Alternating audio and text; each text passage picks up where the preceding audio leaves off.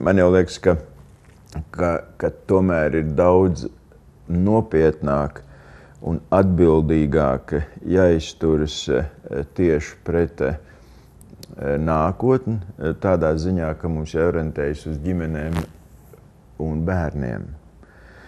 Jo neapšaubāmi labklājības ministrija tomēr līdz šim asociējas tikai ar pensionāriem.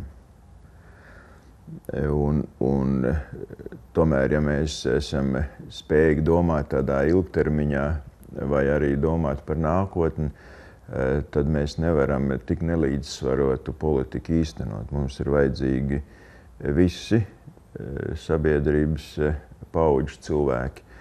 Un īpaši mums ir jādomā, es domāju, šajā brīdī tieši par jaunāko paudzi.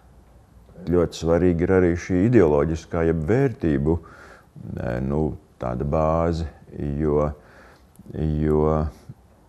ne jau tikai nauda izšķir visus, bet ja cilvēki apzinās, ka viņu eksistence vai viņu dzīves jēga ir atstāt nākamām paudzēm savas domas, savas vērtības, savu kultūru, savu valodu, savu ticību, savu ideju, viņi jau arī radīs pēcnācējus ne tikai tāpēc, ka tas būtu izdevīgi vai nē. Kāpēc es runāju par vērtībām? Tāpēc,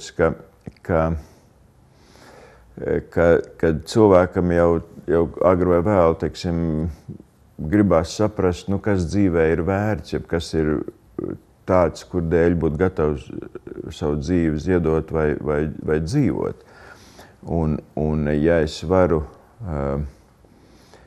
to, ko Dievs manī ielic šo spēju radīt, īstenot ne tikai,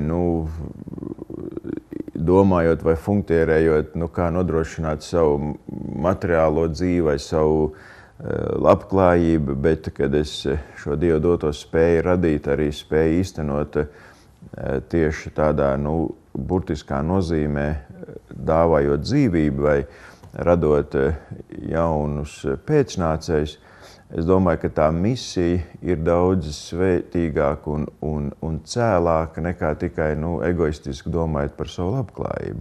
Tā sistēma jau šodien tiek virzīta uz to, lai bērns pēc iespējas ātrāk vecākiem atņemtu. Un tagad jau arī šur tur partijas programmās jau parādās pusotra gada, mums jānodrošina visiem obligāti bērnu dārzi, tad vēl nākošu reizi teiks no gada. Un tā sistēma jau ir uz to, lai tavus bērnus audzinātu un ietekmētu visi, kam nav slinkums, tikai ne vecāki.